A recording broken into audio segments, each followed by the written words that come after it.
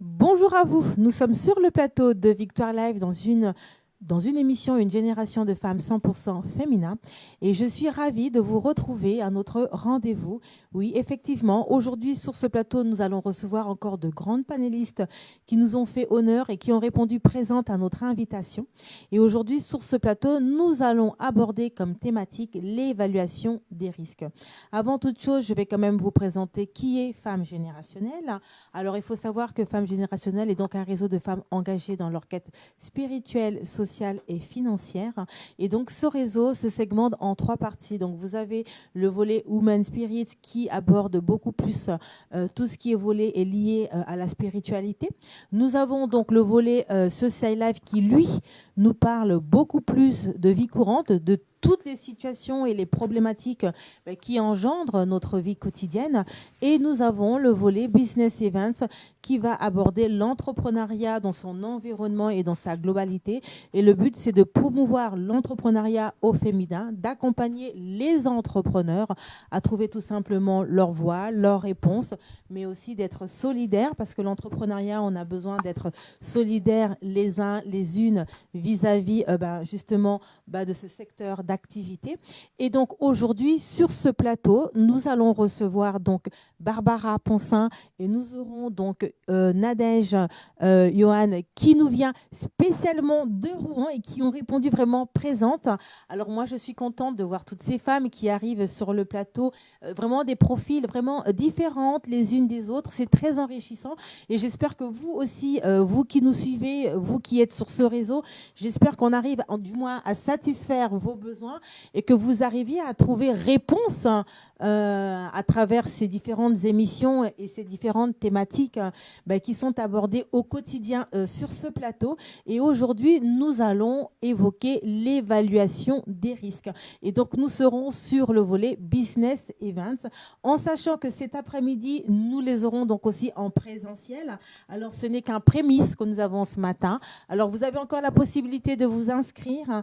Vous avez encore jusqu'à midi. Alors, n'hésitez pas, soyez avec nous cet après-midi pour un networking, pour networker. Et bien évidemment, vous pourrez à ce moment-là les voir et les poser toutes les questions, celles qui vous trottent, celles qui vous posent des problèmes, parce qu'on les a, elles sont là, elles sont présentes, elles ont fait vraiment la route spécialement pour moi, pour vous, pour nous, afin que nous puissions passer vraiment une journée mémorable, mais surtout que nous puissions nous enrichir dans l'entrepreneuriat.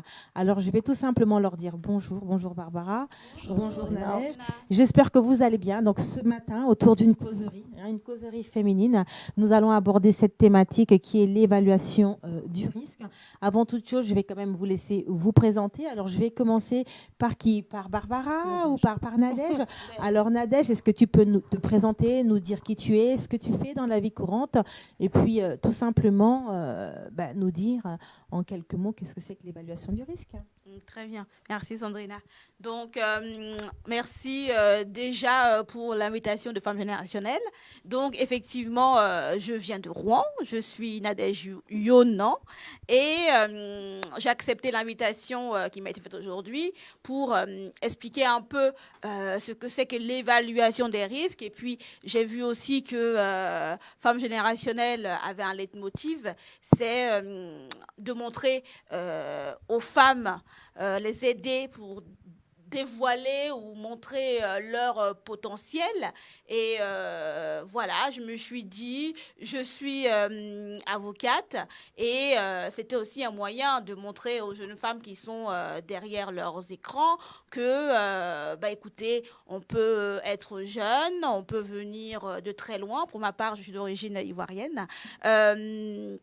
On peut venir de très loin et puis accomplir des choses, peut-être pas d'immenses choses, mais s'accomplir déjà soi et pouvoir aussi aider les gens par le métier que l'on fait et aimer ce que l'on fait, en vivre et voilà. faire témoignage de cela, ne serait-ce que pour ça. Donc, j'ai été invitée aujourd'hui ici pour parler de la création d'entreprise et précisément de l'évaluation des risques. Je l'ai dit, je suis avocate au barreau de Rouen. Tout à l'heure, on en parlait un peu dans la causerie introductive. Donc, j'ai indiqué que j'avais un parcours assez classique. J'ai fait une fac de droit avec un master 2 en droit des affaires et fiscalité. Et la petite particularité, c'est que j'ai poursuivi sur un doctorat en fiscalité à l'université de Rouen également. Et à l'issue, je me suis inscrite au barreau et j'ai prêté serment. Et donc, j'exerce aujourd'hui fièrement au sein du barreau de Rouen, qui est mon barreau de rattachement. Voilà pour ce que je pouvais dire sur ma présentation. Et tu as un doctorat aussi? Oui, un doctorat en fiscalité. Alors, j'aime bien le dire parce que moi, je promouvois la femme. Ouais. Je suis là pour mettre les femmes en lumière. Et c'est très bien quand on voit une femme qui est allée très loin parce qu'il y a plusieurs différenciations. C'est-à-dire qu'il y a des femmes... Je ne suis pas là pour dire que la femme qui a un diplôme est plus élevée que celle qui ne l'a pas, mais chacune dans son couloir, il faut tout simplement les élever. Et aujourd'hui, sur ce plateau, on a une personne qui est diplômée, qui est qualifiante, et ça nous fortifie aussi.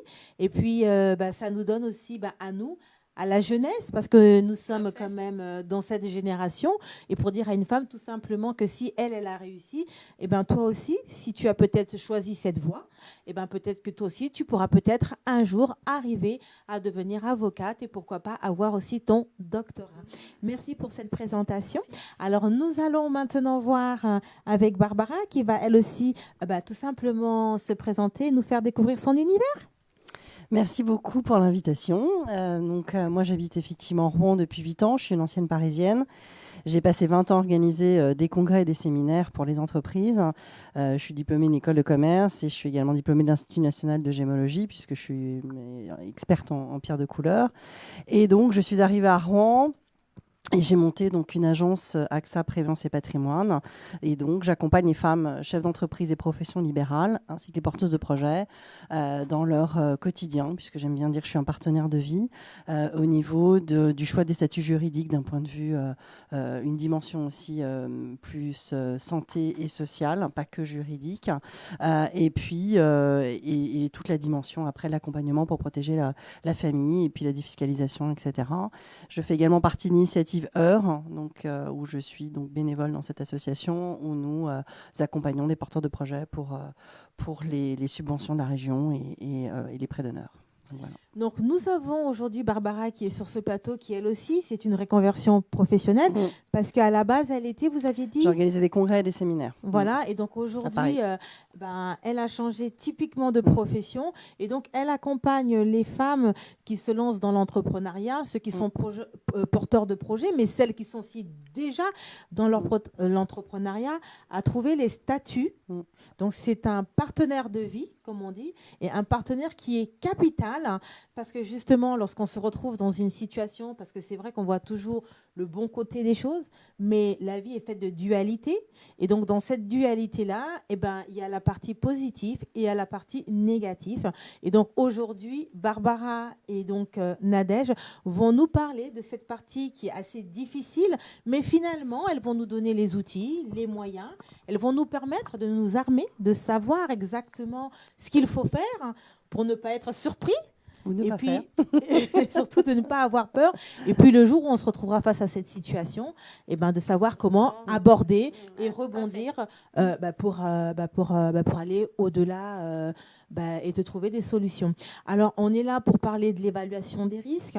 Alors, moi, je vais vous laisser, vous deux, nous présenter peut-être en simultané ce que c'est que l'évaluation des risques, afin que ces femmes ou ces hommes aussi qui nous suivent derrière cette caméra, qu'ils puissent, eux, comprendre ce que cela veut dire, tout simplement. Ok. Alors, moi, je vais parler de la partie de l'être humain, puisqu'en fait, moi, je suis vraiment centrée sur la chef d'entreprise d'un point de vue humain.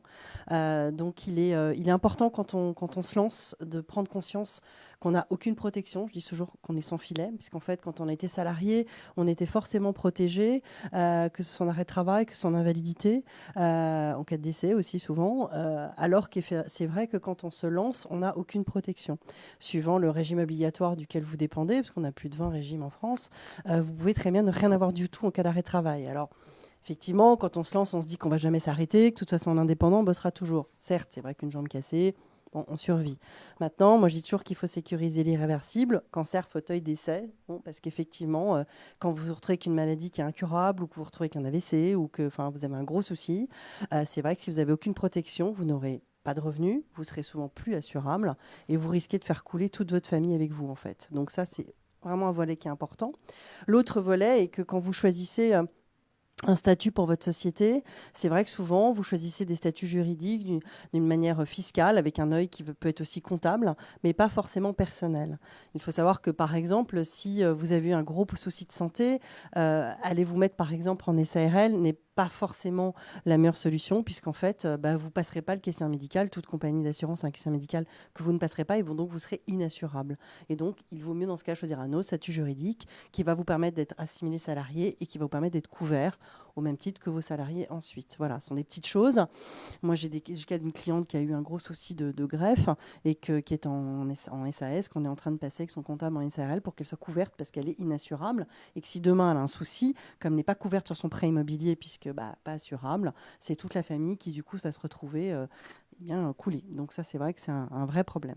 J'interviens aussi après quand ça va mieux et qu'on a plein de sous pour défiscaliser de façon à pouvoir voir quelle est la meilleure solution entre le salaire et la rémunération et les dividendes, voire effectivement à essayer d'optimiser au maximum les cotisations sociales, l'impôt société, etc. et de voir ensuite comment tout ça fonctionne.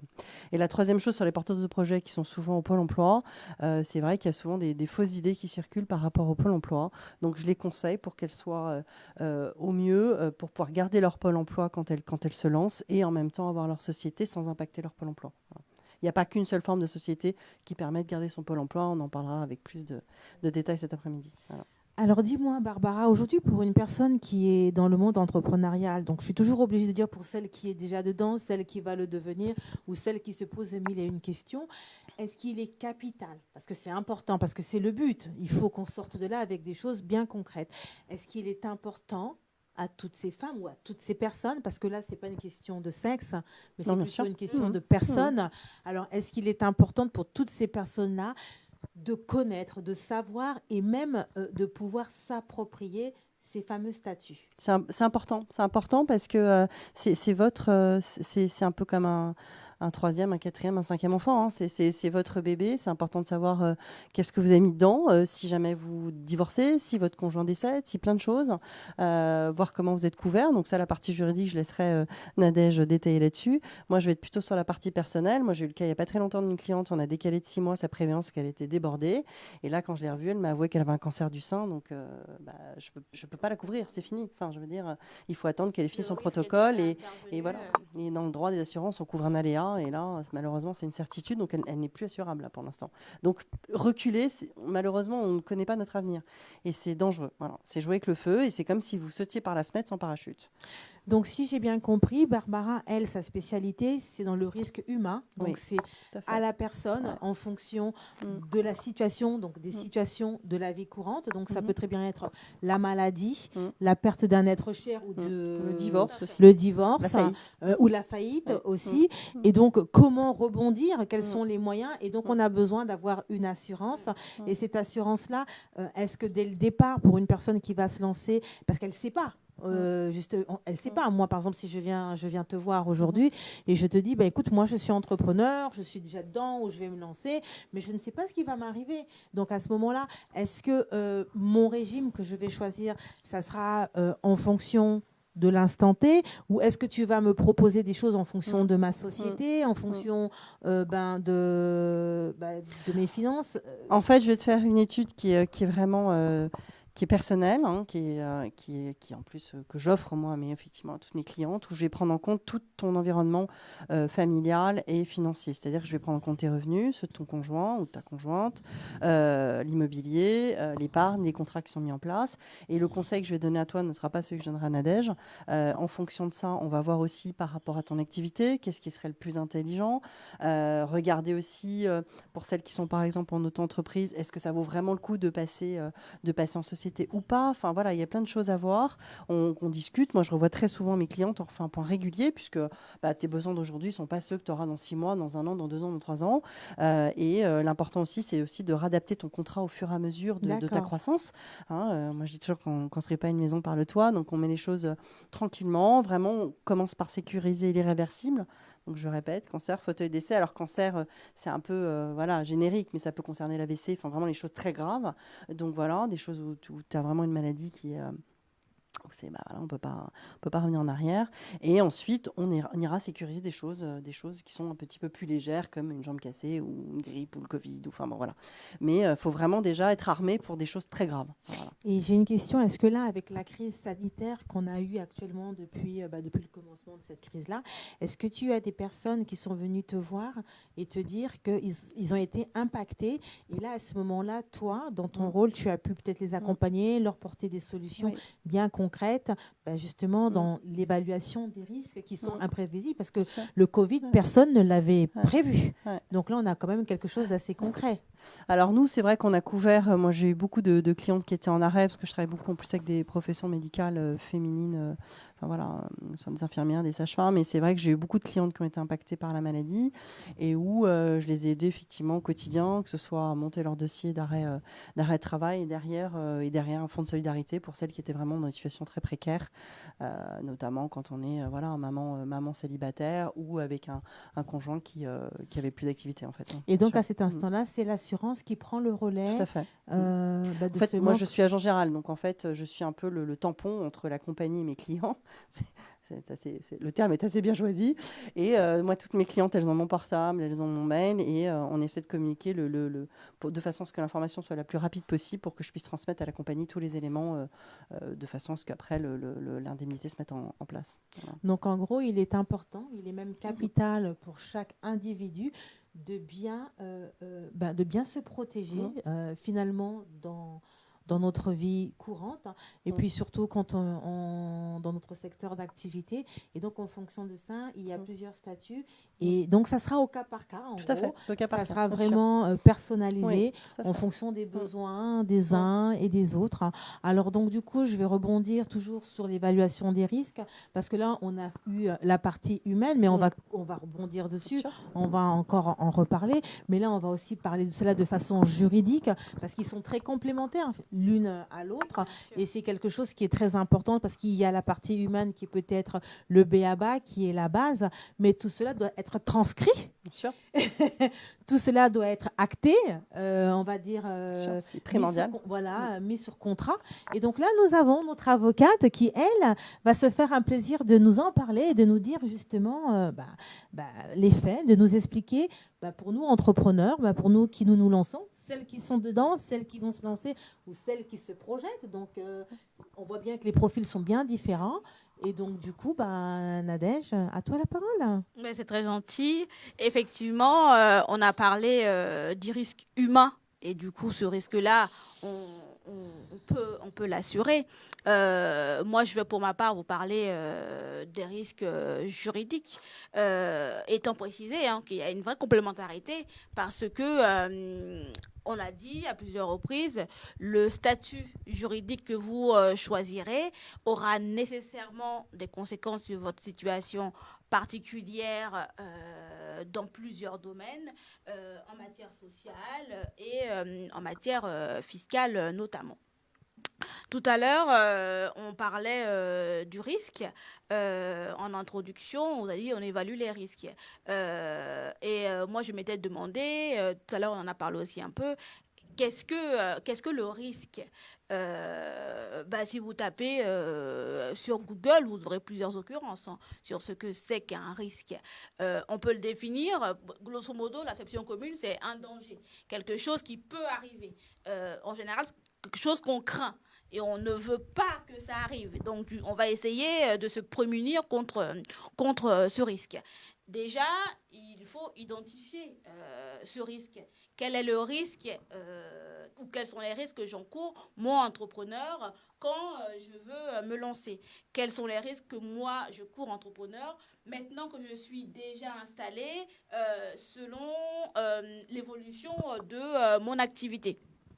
Ces risques-là, ils sont, vous vous doutez bien que le droit est compliqué, mais il est compliqué à la mesure de ce que les situations humaines sont compliquées. Donc, du coup, si je veux monter une activité de vente de mes produits en wax que je fabrique quand même, que je couds, qui sont magnifiques et que je veux les proposer à commercialisation, ou en ce moment, je vois des jeunes femmes très talentueuses en cuisine qui proposent leur service culinaire en ligne, je ne vais pas avoir la même démarche qu'un entrepreneur porteur de projet qui imagine développer une application et qui aura, dans le domaine médical, qui aura une répercussion importante et pour lequel il lui faut une levée de fonds et des financements plus importants que la jeune femme ou le jeune homme qui fait quelque chose de plus artisanal. Donc, selon mon projet, les risques que je veux encourir seront différents par la nature même des choses que je porte. Donc, déjà, il faut s'interroger. Mon projet, je veux le monter, je suis seule ou on est à plusieurs? Parce que si je suis seul maître à bord, et donc c'est génial puisque je décide de tout, et c'est absolument sympa et génial, mais le problème c'est que la gestion aussi en contrepartie, c'est moi qui dois gérer tout et je n'ai pas d'associé pour m'y aider. Si on est plusieurs, c'est très bien, puisque du coup, on aura plusieurs talents qui vont pouvoir s'exercer. On aura potentiellement plusieurs sources de financement qui vont pouvoir se mettre en place, mais aussi, on aura le pouvoir à partager. Et donc, il nous faudra définir comment est-ce que ce pouvoir-là, on le partage, et définir aussi comment est-ce que ce qu'on va réussir à récolter de l'activité qu'on aura lancée, comment on se sera partagé entre nous. Et il faut se dire aussi qu'on est plusieurs. C'est comme dans des couples. Ça marche très bien aujourd'hui, mais demain, ça peut moins bien marcher.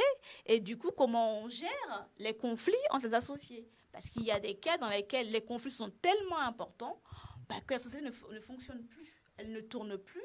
Et dès qu'une entreprise qui ne tourne plus, qui n'est plus exploitée, tout à l'heure on a parlé de faillite et donc de se retrouver au tribunal de commerce pour une procédure collective alors même que ça fonctionnait bien. Et donc tout ça, ce sont les risques il y en a encore de nombreux. Il y a des nombreux sur les salariés. Quand aujourd'hui je suis toute seule, mon entreprise, ça fonctionne bien. À un moment donné, je me développe et je veux embaucher. Mais qui dit salarié dit droit du travail. Qui dit droit du travail dit convention collective. Et dit aussi que s'il y a un licenciement, il y a quand même quelques règles à respecter et il ne faut pas se montrer indélicat envers ce droit-là. Qui dit entreprise dit aussi personnalité juridique. Donc, je vais peut-être mettre en place des choses, créer une marque, avoir un nom que je veux que ce soit, c'est normal. Moi, je m'appelle Nadège Yonan, c'est mon nom, j'y tiens, ça fait partie de ma personnalité. C'est comme une entreprise Tartampion, c'est Tartampion, et donc, il faut que le client qui entend Tartampion puisse m'identifier, moi uniquement. Donc, il va falloir que je pense aussi à protéger ce nom-là et tout ce que j'aurais pu créer avec ce nom de la concurrence des tiers. Donc, du coup, ces différents éléments-là, il faut en tenir compte. Les contrats que je vais avoir, au début, j'ai des petits clients, ça se passe très bien. À un moment donné, je grossis. Et puis, il y a un client à qui j'ai livré un bien et qui trouve que le bien n'est pas assez correct, ou n'est pas comme j'avais dit qu'il serait, et du coup, il me demande le remboursement. Sauf que je n'ai pas vraiment prévu le cas où le client demande le remboursement. Je ne peux pas lui dire, non, je ne te rembourse pas. Je ne peux pas lui dire non plus, je te rembourse parce que tu n'es pas content, puisqu'au bout d'un moment, si on rembourse nos clients, on va se retrouver sur la paille. Et toutes ces choses-là, il faut les anticiper. C'est sur la base contractuelle, bien évidemment. Il faut prévoir des conditions générales de vente pour pouvoir justement réguler les rapports avec le client. Mais aujourd'hui, ère du numérique dit données personnelles. Tout ce qui traîne sur Internet, vous avez un site, vous recueillez des données de vos clients. Notre fameux RGPD, aujourd'hui, dont on a tous parlé, prévoit des choses en la matière. Il faut aussi être en règle avec ces différentes réglementation. Donc voilà, effectivement, il y a pas mal de choses à penser quand on crée son entreprise, mais aujourd'hui, avec Internet, vous avez quand même pas mal d'informations qui circulent sur la toile. Effectivement, tout n'est pas à prendre parce que il faut la page Wikipédia et les commentaires sur le forum et sur Facebook, les réponses qu'on vous donne. Il faut évidemment faire la part des choses, mais pour moi, c'est intéressant puisque ça donne des alertes sur des points à ne pas négliger, à des points d'alerte sur lesquels il faut être vigilant. Mais vous avez des professionnels pour vous aider, vous avez les chambres de commerce et d'industrie, vous avez dans les différents barreaux de France des maisons d'avocats qui accueillent pour renseigner, vous avez des agents de rassurance qui sont là aussi, qui se font un plaisir de se déplacer et de vous venir à votre rencontre pour vous renseigner. Donc l'idée vraiment, avec le temps qu'on a à passer ensemble, on ne peut pas tout dire ce qu'il faut, mais en tout cas, si vous devez retenir une chose, c'est qu'il y a pas mal d'éléments et n'hésitez pas à vous faire accompagner, à demander à des professionnels leur aide sur les réseaux sociaux. Vous avez plein de contacts. Voilà, le bouche à oreille, écoutez. Être à l'écoute, être en alerte sur votre activité, et si c'est une niche que vous convoitez, ben voilà, essayez d'échanger avec des gens qui ont déjà mis en place ces systèmes et rencontrer des professionnels, ne pas rester dans votre coin. Il faut mettre en place son projet, il faut l'aboutir son projet, et pour l'aboutir bien, il faut être accompagné. Et aujourd'hui, pour une personne on va essayer de l'évoquer sur les différents paramètres. Alors moi, je veux me lancer dans l'entrepreneuriat, je ne suis pas encore dedans. Je veux ouvrir une entreprise, peu importe, j'ai un projet ou quoi que ce soit. Alors, pour cette personne qui cogite encore chez elle avec tout le brouhaha, elle a peut-être déjà un canevas, c'est-à-dire qu'elle a peut-être déjà une idée, elle sait ce qu'elle veut faire. Mais aujourd'hui, pour lancer son entreprise, en termes d'évaluation de risque, qu'est-ce que tu peux lui dire en 3 points ? On sait qu'il y a beaucoup de choses et aujourd'hui, on ne pourra pas tous les évoquer malheureusement. Et donc à ce moment-là, bien évidemment, pour ceux ou celles qui auront besoin de rentrer en profondeur, donc à ce moment-là, vous pourrez justement les recontacter et puis voir avec elles en fonction de votre situation. Mais là, ce qu'on veut, c'est tout simplement avoir quand même des points assez capitaux pour un commencement, tout simplement, c'est-à-dire savoir où commencer. Dans le premier cas. Alors, où commencer ? Je suis seule ou on est plusieurs, déjà. Si je suis seule, mon type d'activité, et bien voir s'il y a une réglementation dans mon type d'activité pour borner mon cadre, d'accord, et cibler ma clientèle, parce que je veux vendre un produit, je vais aller vers qui ? D'accord ? Et ça, ça c'est votre business plan qui va établir tout ça. Je vais vers qui ? J'atteins comment ma cible ? D'accord ? Donc, je le fais avec qui ? Je vais vers qui ? Parce que si je vends, c'est pour aller vers quelqu'un. Et mon troisième, je le fais comment ? C'est essentiel comment je le fais. Si je suis tout seul, il faut que juridiquement, je suis tout seul. Est-ce que je divise ma personne, moi, Nadège Yonan, de mon activité, maître Yonan au barreau de Rouen ? Ou est-ce que j'accepte de mélanger les deux, de n'en faire qu'une seule entité ? Sachant que si je n'en fais qu'une entité, c'est plus simple. Évidemment, je n'ai pas de paperasse à faire, je suis toute seule, je fais juste mon job, je conseille mes clients. Donc, l'argent que mon activité va me rapporter, ce sera mon argent, puisqu'on est confondus tous les deux. En revanche, si ça tourne mal et que les clients viennent moins et que j'ai commandé plus de produits, j'ai de stock et je n'ai pas réussi à payer mes fournisseurs et que du coup j'ai des dettes, il faut bien garder à l'idée que les dettes, c'est pour l'activité et c'est aussi pour moi. C'est pour moi et c'est pour ma famille, parce que je ne fais qu'un. Si je n'ai pas de contrat de mariage avec mon époux, par exemple, les dettes de mon activité professionnelle, si le créancier, si la banque frappe à la porte, il peut saisir les biens qu'on a. D'accord? Bon, heureusement, avec notre président de la République, on a réussi à ce que, même si je suis en exercice individuel, d'accord, ma résidence principale, elle ne pourra pas être saisie par mes créanciers. C'est déjà ça.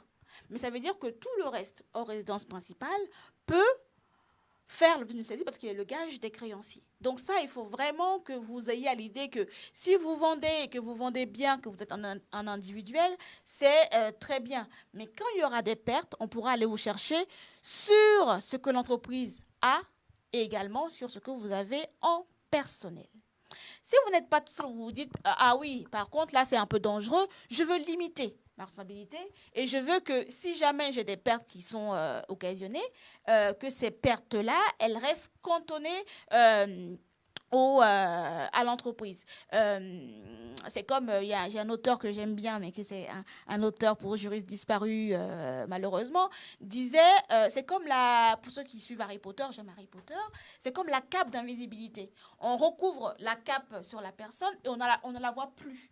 Vous voyez? Donc, la structure sociale de la société, ça fait que vous, personnes physiques, vous disparaissez. On ne voit plus que ce qu'il y a autour de votre société. Et donc, si jamais vous faites du bénéfice, alors là, par contre, attention, le bénéfice, il n'est pas à vous. Il est à la société. Et donc, attention à ce qu'on appelle les abus de biens sociaux. Ce n'est pas votre poche. Et on verra peut-être en détail cet après-midi comment on sort de l'entreprise vers soi. Tout à l'heure, Barbara peut-être en parlera un peu. Mais ce n'est pas à vous. Mais de la même manière, si vous avez des dettes, ce ne sont pas vos dettes, ce sont les dettes de la société. D'accord? Et du coup, le créancier, il viendra prendre ce qu'il y a dans la société et éventuellement ce que vous aurez mis, votre capital social, même si vous ne mettez pas grand-chose. Si ça part, ce n'est pas très grave. Au moins, la maison, la famille, elle est protégée. Et je dirais juste un petit bémol que les banques ont bien compris, parce que c'est bien d'elles qu'on parle, parce que c'est elles qui nous financent nos activités le plus souvent. Les banques vont trouver une petite parade. Comme on a dit que c'était une cape d'invisibilité, elles savent qu'elles ne peuvent pas aller vous prendre. Ce qu'elles vont faire, c'est qu'elles vont demander au dirigeant qui est sous sa cape de venir conclure ce qu'on appelle un contrat de cautionnement. Donc, faites évidemment attention à ça, au contrat de cautionnement, qui permet en fait d'enlever votre cape et de venir vous chercher en cas de perte. D'accord? Donc, je vais dire 3 choses. C'est quoi mon activité? À qui je veux toucher, d'accord? Et là, je ferai mes contrats avec les personnes et comment je vais le faire. Donc, voilà, un petit process à dérouler pour bien monter son projet. Et sachant que, je dis, entrepreneur, il n'y a pas de risque zéro. On y va parce qu'on a envie, parce que le projet il nous plaît, parce qu'on se sent vivant, parce qu'on le fait. Donc, allez-y. Mais alors là, je dirais, je piquerais le slogan de Barbara, n'y allez pas sans parachute. C'est le but de ce qu'on vous dit ici. Elle dit que les parapluies assurantiels, voilà, il faut avoir un parapluie juridique assurantiel, sécuritaire, juste pour se lancer, parce qu'on ne réussit pas tout le temps. Et on n'est pas là pour vous dire qu'on réussit. On vous dit qu'on est là pour vous dire qu'on va jusqu'au bout de ce qu'on est, jusqu'au bout de ce qu'on pense, mais on y va de manière sécuritaire. Voilà. On sécurise sa voie et son jalon. C'est bien ça. Moi, je rajouterais juste un 4e point qui est où vous voulez aller aussi. Parce que suivant la dimension que vous voulez donner à votre entreprise, c'est vrai que c'est peut-être aussi plus simple d'avoir effectivement anticipé dès le début. Si vous voulez faire après des levées de fonds, si vous voulez, enfin voilà. Et je dirais le 5e point, c'est quand vous êtes associé, passez aussi par un avocat qui va vous faire un contrat entre associés en cas de décès d'un des associés, pour pas que l'associé se retrouve coincé pendant la période de succession. Alors, je parle beaucoup de décès, je suis désolée, mais c'est un peu le problème de tous les assureurs. Mais voilà, c'est vrai que de bien voir ça aussi en amont avec l'avocat au moment des statuts sur que se passe-t-il de la société en cas de décès. Voilà. Donc, il est important pour toutes les personnes qui sont entrepreneurs, mais même les salariés finalement, de bien savoir où mettre les pieds d'avoir ce fameux parapluie, parce que bon, il peut pleuvoir à n'importe quel moment, hein. Le temps, on le maîtrise pas. Il peut faire beau à midi et puis à 14 heures, il pleut. Voilà. Et c'est ça le risque, hein. Le risque, c'est le danger. On aimerait bien justement éviter ce danger, mais la vie est imprévisible, hein. Comme elle a dit, le risque zéro n'existe pas. Donc, il faut se prémunir, il faut se prévaloir, hein. Et donc, aujourd'hui, nous avons donc Barbara qui, elle, développe beaucoup plus la partie humaine, qui est aussi très importante, cette partie qui nous permet de mieux savoir quel genre de contrat on va avoir en fonction de notre catégorie, de notre activité, de ce qu'on est.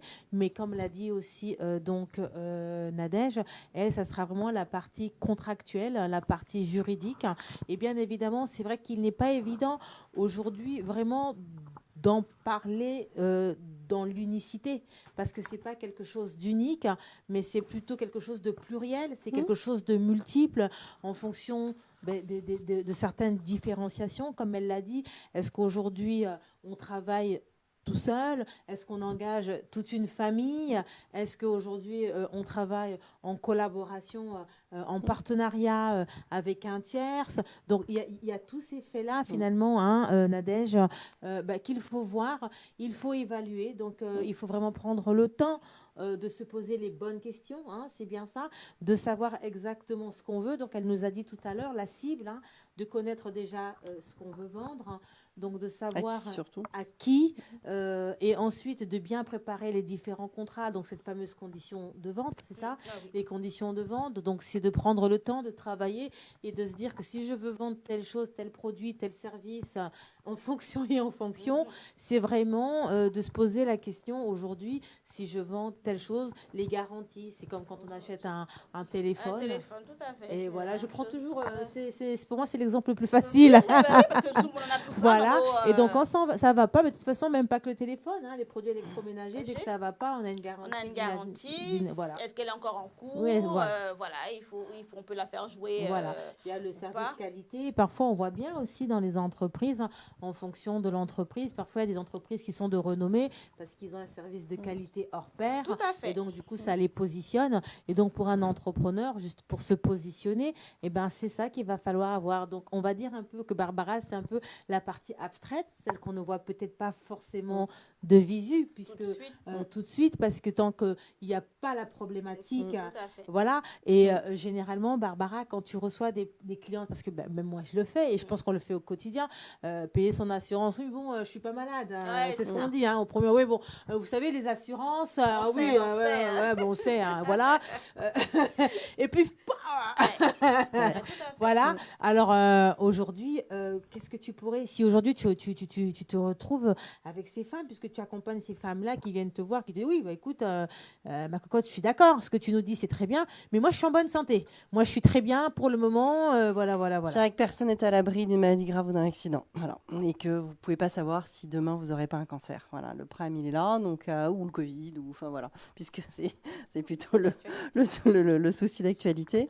Il y a toute effectivement cette partie-là. Il y a aussi qu'est-ce que vous voulez faire de votre famille? Est-ce que vous avez envie que vos enfants puissent continuer à vivre correctement si demain vous n'êtes plus là ou si vous êtes en fauteuil? Est-ce que vous voulez mettre des solutions en place pour pouvoir payer leurs études si demain vous pouvez plus le faire? Enfin voilà, c'est comment vous avez envie de protéger votre famille.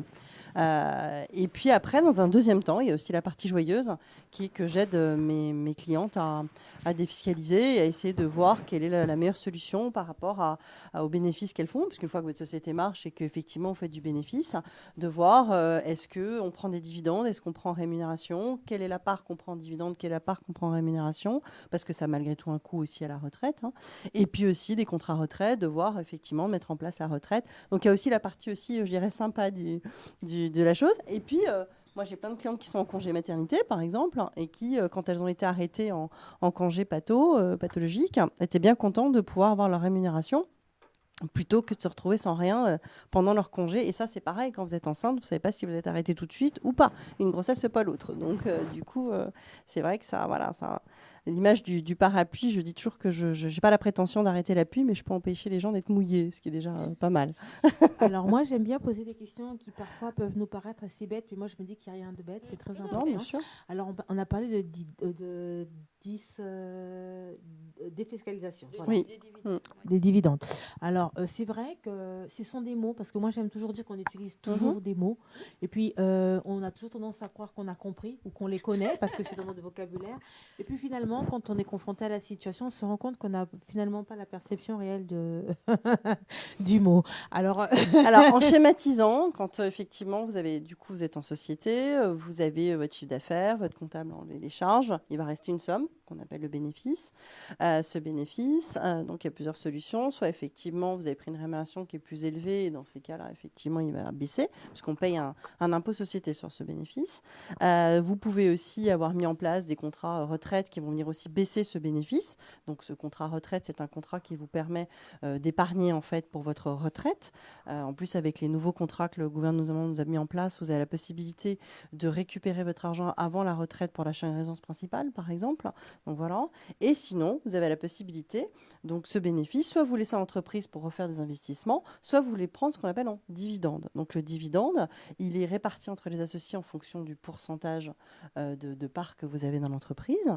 Donc ce dividende est soumis évidemment à taxes, à impôts et taxes, mais ne vous génère pas de points et d'avantages à la retraite en fait. C'est quelque chose qui va vous coûter effectivement un petit peu moins cher parce que vous ne paierez pas on rentrera cet après-midi plus en détail sur la partie charges sociales sur les dividendes, mais voilà, il y a une partie sur laquelle vous ne payez pas de charges sociales, donc ça peut être une rémunération qui vous paraît vous coûter un peu moins cher qu'un salaire, sauf que faut savoir que c'est effectivement une somme qui ne vous génère pas d'argent à la retraite, ni de prévoyance. C'est-à-dire que suivant certains régimes obligatoires où vous avez 50% de vos revenus, vous n'avez que 50% de vos revenus, pas de vos dividendes. Donc il faut aussi bien faire attention à ce petit détail quand on calcule, quand on arbitre sa rémunération. Donc, et aujourd'hui, elle vient de l'expliquer, mais une personne qui entreprend, qui va payer ses cotisations, qui va payer ses charges sociales et bien évidemment se préparer aussi à la retraite parce que c'est important. oui, Il y a important. beaucoup d'entrepreneurs qui ne le font pas, qui ne se Mm. posent pas de questions parce que quand on est salarié, Mhm. l'entreprise le fait Bah oui. d'office. Tout à Mais fait. quand on est entrepreneur, il faut le faire. Oui. Alors moi, la question que j'aimerais te poser, tout à l'heure, tu nous as dit que c'était au cas par cas. Est-ce qu'il y a des régimes qui sont plus favorables les uns vis-à-vis des autres ou ça sera vraiment en fonction de ta situation? Et est-ce qu'on peut se contenter simplement de la charge, c'est-à-dire de la charge qu'on dégage tous les mois, ou est-ce qu'il faudrait en parallèle prendre une autre assurance? Alors, de toute façon, au début, très souvent, les entrepreneurs, quand ils démarrent, ils ont Pôle emploi. Donc, de toute façon, comme je dis toujours, zéro salaire égale zéro retraite, zéro prévoyance. Puisque sur certains régimes obligatoires, donc le plus courant étant le SSI, vous avez 50% de vos revenus, plafonnés, mais comme je dis toujours, 50% de zéro, ça fait zéro. Donc, ça ne donne aucun droit ni à la retraite ni à la prévoyance. Donc, ça, c'est sûr qu'il faut effectivement mettre en place une solution de retraite dès le début. Alors, évidemment, je ne vous dis pas de mettre une fortune. Moi, je dis toujours à mes clientes, vous mettez ce qui vous est $1. Pour certaines, ça va être 50, 100, 200, 500. La notion $1 est très différente des unes des autres. Donc voilà. Et après, une fois que vous avez pris un revenu, bien sûr, vous complétez avec votre revenu ce que vous pourriez mettre en retraite pour plusieurs raisons. La première, c'est qu'aujourd'hui, vous allez cotiser effectivement sur un système dont vous ne connaissez pas la valeur des points quand vous partirez à la retraite, surtout quand vous êtes sur des jeunes chefs d'entreprise, enfin même des moins jeunes, parce que je pense que nous, on ne saura pas non plus combien on aura. Mais donc c'est important. Là, l'avantage, c'est que vous allez cotiser sur un contrat qui est à vous. C'est un contrat sur lequel vous savez combien vous mettez. C'est un contrat qui vous donne des avantages fiscaux. Et en plus, c'est un contrat que vous pouvez récupérer pour l'achat d'une résidence principale, mais que vous pouvez transmettre à vos enfants, à votre conjoint, si vous décédez. Je veux dire, c'est vrai que le régime obligatoire, si vous décédez, il n'est reversé qu'à votre conjoint ou votre conjointe. Ça ne marche pas pour les partenaires de Pacs, il faut quand même le savoir. Donc, vous ne protégez pas votre partenaire de Pacs. Moi, je travaille beaucoup avec des enfants en situation de handicap. Et très souvent, systématiquement, moi je mets comme bénéficiaire des contrats retraite l'enfant qui est handicapé, parce qu'il a forcément une moins belle retraite que ses frères et sœurs. C'est quelque chose que vous pouvez choisir, ce qui n'est pas le cas de votre régime obligatoire. Donc bien sûr qu'il faut abonder sur vos contrats privés, parce qu'au moins c'est des contrats sur lesquels vous êtes sûr de pouvoir compter quand vous serez à la retraite, ce qui n'est pas du tout le cas de votre régime obligatoire. Puisqu'en fait, les gens aujourd'hui pensent qu'ils ont cotiser quand ils sont salariés. On pense qu'on a un compte retraite et qu'on cotise pour soi pour quand on sera à la retraite. Pas du tout. Le système en France, vous cotisez aujourd'hui pour ceux qui sont à la retraite aujourd'hui. D'accord ? Vous n'avez pas un compte retraite hypothétique. En fait, vous cotisez aujourd'hui pour ceux qui sont à la retraite aujourd'hui. Donc, qui va cotiser pour vous quand vous serez à la retraite ? Avec le taux de chômage, avec tout ce qui se passe, vous n'en savez rien en fait. Donc en fait, vous êtes sur une hypothèse de somme qui n'aura peut-être pas lieu et sur des points dont vous ne connaissez absolument pas la valeur. Tandis que votre contrat privé... Autant pour les salariés que pour les entrepreneurs. Oui, puisque votre votre retraite, elle va être versée de la même façon, hein, bien sûr. Oui, d'accord. Bien sûr. Ça, c'est important de savoir, parce que ça aussi, c'est des choses que parfois, on ne se pose pas de questions. On a toujours tendance à croire qu'effectivement, là, je viens d'apprendre, je viens d'apprendre quelque chose que vous cotisez aujourd'hui pour les gens qui sont à la retraite aujourd'hui. Vraiment pour notre futur, alors que là, pas du tout. Non, vous cotisez pour ceux qui sont à la retraite aujourd'hui. Et vous avez aussi la possibilité de cotiser pour des contrats retraite quand vous êtes salarié. Hein. Voilà. C'est des notions capitalisation, répartition, mais notre système, c'est ce qui fait ça. Alors, on va dire, c'est ce qui fait sa beauté aussi, de savoir que les générations actuelles travaillent pour celles qui sont à la retraite et que les générations futures travailleront aussi pour nous. Ça, c'est comment notre système de santé est bâti. Effectivement, il y a des régimes privés et quand on peut, et il faut aller vers ces régimes. Et surtout quand on est entrepreneur, évidemment. Mais voilà, il faut aussi saluer ce régime-là, quelque chose d'assez positif, parce qu'il y a plein de pays qui ne bénéficient pas de Je suis d'accord avec toi. Le problème aujourd'hui, c'est qu'il y a plus de gens à la retraite que de personnes qui travaillent. Donc mathématiquement, ça ne peut pas fonctionner. Voilà. C'est qu'avant, effectivement, on avait 2 personnes qui travaillaient pour une personne à la retraite. Ce n'est plus le cas. Et plus les années vont passer, plus on va avoir plus de gens à la retraite que de personnes qui travaillent. Donc ça ne peut pas... L'argent, il ne va pas sortir tout seul. Donc, il faut bien qu'on puisse effectivement capitaliser d'une manière individuelle.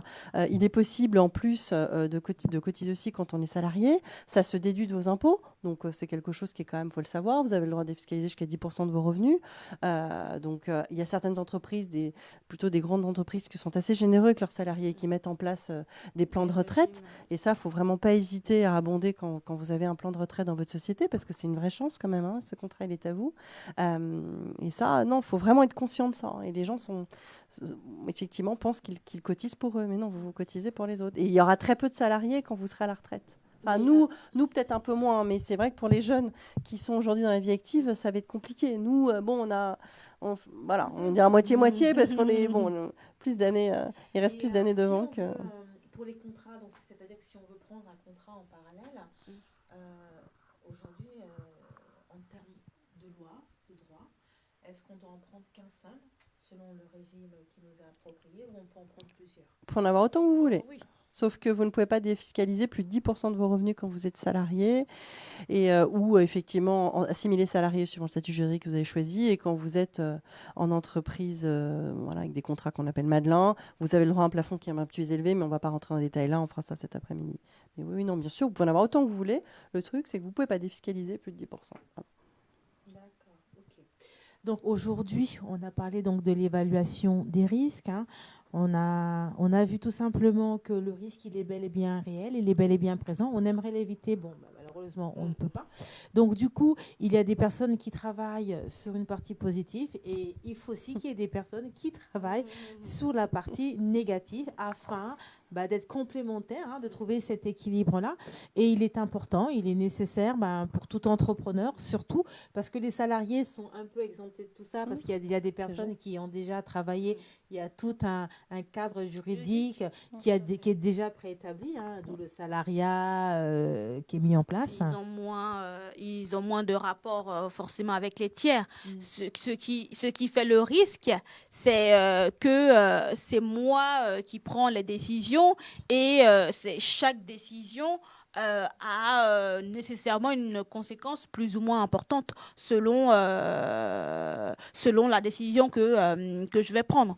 Donc, effectivement, c'est à ce niveau-là que va se poser les difficultés. C'est l'entrepreneur qui va décider de se fournir auprès de telle personne pour pouvoir revendre la marchandise. Il faut faire attention au contrat qu'il a avec son fournisseur. Il faut faire qu'il fasse attention au contrat qu'il a avec le client auquel il va revendre la marchandise. Il faut faire attention à ses relations avec la plateforme éventuellement qui met à sa disposition le mécanisme pour revendre la marchandise. Il y a tout un process qui fait que forcément l'entrepreneur, il a plus de relations qui s'enchaînent les unes avec les autres, qui font que nécessairement, oui, il y a plus de risques, il y a plus de difficultés, et il faut prendre en compte ces éléments-là. Et tout à l'heure, on parlait d'anticipation, de limitation. On disait pour l'assureur, on vient le voir quand le risque n'est plus un risque, mais que l'aléa s'est réalisé. C'est la même chose aussi, hein, grosso modo, pour l'avocat. Moi, je dis quelquefois, je suis plus un conseil, un accompagnant qu'un défenseur. Le métier premier qui est le nôtre, c'est vrai, parce qu'il y a d'éminents confrères pénalistes et qui le font très bien. On les voit plaider en défense. Mais l'entrepreneur qui se lance, celui qui est lancé peut avoir besoin d'une défense parce qu'il a un contrat qui est mis en place. Par exemple, on a eu le Covid. Les prestations ne pouvaient pas être assurées. Est-ce que c'est un cas de force majeure ou pas? Les entreprises de l'événementiel qui ont toutes eu de grosses difficultés pendant cette période ne pouvaient pas assurer les manifestations pour lesquelles elles avaient été mandatées. Bon, heureusement, le Conseil général de vente prévoyait les conditions d'impossibilité. D'accord, ces éléments-là, ils sont pris en compte. Et donc, je disais que ces conditions générales de vente, elles sont applicables, mais imaginez que le client y conteste ce que le contrat prévoit. Et donc là, à ce moment-là, l'avocat, il interviendra pour déjà essayer de voir si on ne peut pas trouver un terrain d'entente, parce que les délais sont en juridiction longs et quelquefois il peut y avoir médiation parce qu'on peut trouver une solution. Si l'événement il est décalé, on peut trouver une autre date. Pas forcément. Le but, c'est d'éviter, c'est vrai, le remboursement de ce qui a été déjà versé par le client, parce que vous imaginez bien que pour les prestataires, c'est une période difficile, s'il doit rembourser son client déjà que le client est en difficulté, bon, on décale la prestation à plus tard, on trouve un arrangement. L'avocat peut intervenir. Mais l'avocat, il intervient aussi, et il doit intervenir surtout, je dirais même, en amont de la difficulté, comme l'assureur, comme tout professionnel.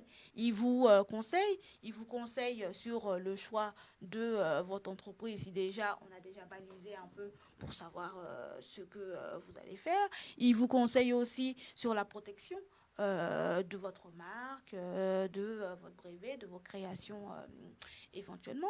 Il vous conseille justement sur la mise en place de ces fameuses conditions générales de vente. Qu'est-ce que je vais vendre, comment je vais le vendre, et s'il y a une difficulté, comment est-ce qu'on la résout la difficulté. Tous ces éléments-là sont des éléments qu'il faut prendre en compte, parce que voilà, les professionnels faut vraiment qu'ils se disent, l'entrepreneur, c'est un accompagnement, c'est un allié dans le projet qui est le sien. Et effectivement, on vous dit oui, mais ça a un coût. Effectivement, quand je me lance, je n'ai pas les moyens de m'intéresser. Mais dans tous les cas, si vous ne le faites pas maintenant, vu que forcément vous allez poser un fait, faire quelque chose qui aura forcément une conséquence juridique, il y a un moment donné où ça va vous retomber dessus. C'est comme un boomerang, ça revient. Et quand ça revient, ça coûte plus cher que si on avait pensé à le faire un peu en amont. C'est juste ça. C'est pas qu'on n'engagera pas les sommes. En fait, on décale dans le temps. Et quand on décale dans le temps, soit c'est trop tard, on ne peut plus rien faire pour vous, soit ça va vous coûter plus cher parce que je devrais rattraper ce qui a été mal fait ou qui n'a pas été fait, ou négocier pour que ça vous coûte moins cher. Bref, ça coûte. Créer une entreprise, ça coûte. Arrêtez de penser que vous ne payerez rien parce que vous voulez lancer. Et puis, arrêtez le gratuit. Le gratuit, ça ne donne rien. C'est normal pour ça ne donne rien. Pourquoi? Parce que je suis avocat. Si j'ai un client, j'ai des charges aussi à payer et beaucoup trop de charges. Mais bon, ça c'est un autre problème. Si je dois travailler et que je sais que j'ai bossé et qu'à la fin de la journée, à la fin du mois, je ne paierai pas mes charges, mais naturellement que je prendrai le client qui peut me payer pour que demain, je puisse payer mes charges. C'est juste la loi du marché. Quelquefois, on prend des dossiers où on sait que ça n'aboutit, ça ne donnera rien, mais qu'on a vraiment envie d'accompagner le client. Des fois, on renonce à des honoraires, à être payé parce que ça vaut le coup de poursuivre. Mais vous vous dites bien que l'avocat ou l'assureur ou femme générationnelle qui met en place cet atelier pour vous aujourd'hui a engagé un coût. Il a engagé un coût. Même si ce n'est pas un coût financier, ça peut être aussi un coût en termes humains. Et tout ça, on dit vulgairement, classiquement, trivialement, tout travail mérite salaire. Et c'est comme pour vous entreprenez parce que vous voulez vivre de ça. Mais celui qui vous accompagne aussi, il vit de ça. Et évidemment, il faut qu'il y ait un équilibre entre ce que vous pouvez payer et ce que vous pouvez donner. Mais payer, c'est aussi gratifiant pour celui qui fait le geste de payer et aussi, du coup, en contrepartie, il a un accompagnement et le professionnel qui l'accompagne, quand le client, il appelle parce qu'il a une difficulté, mais naturellement qu'on décroche, naturellement qu'on est disponible, parce que ça fait partie aussi du respect que le client accorde à votre prestation. C'est pas vraiment le pécunier qu'on donne, c'est aussi l'intérêt qu'on accorde aussi au temps qu'on vous consacre et de se dire qu'il y a passé du temps et lui aussi, il lui faut de quoi subvenir à ses besoins. Et c'est vraiment une synergie à mettre en place entre le conseil et le client, comme vous mettez en place une synergie avec vos clients potentiels, vos prospects et vous. Et c'est vraiment la même chose. Les risques, vous les évaluez, les risques, vous les déterminez et vous essayez de mettre en place le maximum de choses pour limiter ces risques-là. Et tout à l'heure, je l'ai dit, je le redis encore, ne pas hésiter à interroger, ne pas hésiter à poser des questions. Tout à l'heure, on a dit, il n'y a pas de questions bêtes. Seules celles qui sont posées risquent celles qui ne sont pas posées risquent de vous conduire à l'inévitable. Vous avez posé votre question, vous avez cherché, vous avez trouvé un début de réponse, c'est déjà très bien, ça vous évitera peut-être des difficultés plus importantes après. Donc ne pas hésiter à aller voir des professionnels et à s'interroger sur votre situation. Alors là, on va pratiquement bientôt arriver à la fin de notre émission. Hein. C'est au moment où on commence à rentrer dans le vif du sujet. Et là, ça commence, même moi-même, je suis sur le plateau en train d'écouter et de me dire, on apprend tous les jours. Hein. C'est ça la beauté de cette émission. C'est aussi ça la beauté et l'enrichissement de toutes ces femmes qui viennent vraiment nous faire part de leur expertise. Et j'ai bien aimé ce qu'elle a dit tout à l'heure. Effectivement, quand ces femmes viennent, ça engage un coût humain, mais aussi financier. C'est toute une organisation, toute une logistique. Elles viennent de Rouen, elles se sont levées le matin pour venir vous apporter leur savoir. Mais vous serez peut-être partis par leur cabinet pour avoir peut-être les mêmes éléments de réponse aujourd'hui. Eh bien, vous aurez peut-être payé parce que cela se paye. C'est une information qui peut, je le dis, c'est pour que vous puissiez comprendre vraiment la notion du risque, de l'évaluation. Là, on vous donne la possibilité à travers ce réseau-là. C'est pas suffisant, ce n'est qu'un b.a.-ba, ce n'est qu'une petite goutte, mais les choses existent vraiment. La connaissance, elle est là, l'information, elle est là. Il y a des professionnels, c'est une professionnelle, et elles sont là, elles vous accompagnent justement dans votre requête, dans vos besoins. Et donc, si aujourd'hui vous avez besoin d'avoir toutes ces informations en long et en large, parce que là, on est resté très général, très unilatéral, mais comme l'a dit Barbara tout à l'heure, il faut vraiment rentrer au cas par cas en fonction de tout un chacun. Et là, à ce moment-là, moi, je vous invite vraiment à les contacter, à aller vers elles, à leur poser toutes ces questions, à prendre vraiment un temps de faire un point de sa situation, parce que la retraite, elle est là, parce que sa vie entrepreneuriale, on la vit en permanence, elle nous l'a dit tout à l'heure. On a amené à grossir son portefeuille, à avoir des contrats. Elle l'a dit tout à l'heure, ça évolue. Donc, un contrat qu'on a fait ou même une entreprise en janvier, en février, la maladie, les circonstances de la vie. Et donc, elle l'a expliqué tout à l'heure, c'est quoi le danger. Donc, aujourd'hui, femmes, bon, parce que le réseau, à la base, s'adresse aux femmes. Mais dans cette situation, aujourd'hui, j'ai envie de vous dire, personne. Parce que là, ce n'est pas une question de femmes, ce n'est pas une question d'hommes, mais c'est une question tout simplement de personnes. Alors, n'hésitez pas. Alors là, vous avez encore la possibilité, il ne reste plus beaucoup de temps, donc vous pouvez encore vous inscrire. On a encore peut-être 2 ou 3 places, je pense, qui peut encore faire en sorte que vous soyez parmi nous cet après-midi, parce que là, on va vraiment aller en profondeur et là, on aura vraiment la grosse nourriture. Là, comme je l'ai dit tout à l'heure, c'était juste les prémices.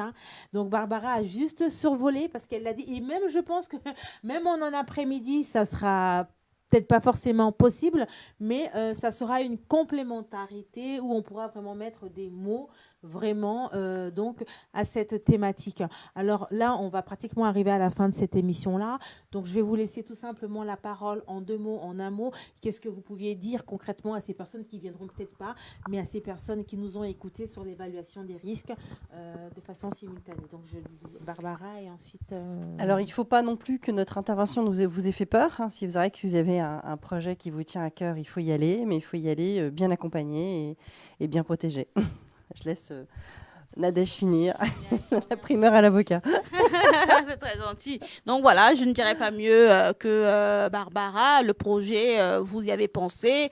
Et depuis un moment, vous y pensez. Maintenant, il faut le concrétiser. Il faut le concrétiser, bien sûr, en le balisant, en mettant en place les outils qui vous sont offerts dans le cadre légal qui est le nôtre pour pouvoir justement mener votre activité à bien et que vous rencontriez le moins d'écueils possible dans le déroulement de votre vie d'entrepreneur. Et c'est essentiel de pouvoir avoir une vie remplie qui vous permette de gagner correctement votre vie et de rencontrer le moins de difficultés possible parce que vous l'aviez juridiquement bien construit. Voilà, donc nous arrivons à la fin de cette émission. Nous vous disons vraiment merci, vous qui nous avez suivis. Alors vous, femmes qui nous écoutez, si vous aviez besoin de venir sur ce plateau pour nous faire part, vous aussi, de votre expertise, que nous puissions découvrir tout simplement votre univers, ou vous avez peut-être une promotion parce que vous avez quelque chose que vous voulez mettre en avant, n'hésitez pas. Quant à moi, je vous retrouve donc mardi prochain. Et là, donc, nous recevrons une autre panéliste. Restez en contact sur nos réseaux sociaux, sur le réseau Femmes Générationnelles. Je vous dis à très bientôt dans une émission Une génération de femmes 100% féminin sur le plateau de Victoire Live. Je remercie la régie, je remercie David, son épouse et tout le staff qui travaille en amont pour que cette émission puisse exister. Et je vous dis surtout merci à vous parce que nous sommes là, parce que vous êtes là. Et c'était donc Sandrine Pacotte, la fondatrice de Femmes Générationnelles. Au revoir. Au revoir.